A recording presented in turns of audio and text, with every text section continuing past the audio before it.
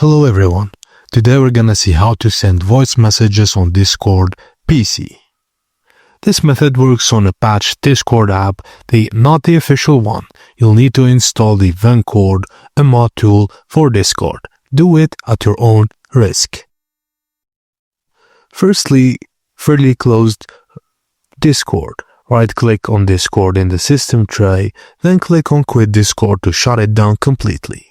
Visit the Vencord installer page and download and run the Vencord installer.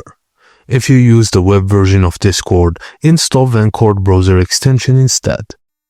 Launch the installer, it will auto-detect your installed Discord apps. Select your Discord version, then click Install. Now open the Discord app again, now it will include Vencord features. Go to User Settings, scroll down to the New Vencord section, then click Plugins and search for voice messages and turn it on. Head back to any DM or server chat, click the plus button next to the message box and you should now see a microphone icon or record option. Record and send your voice message.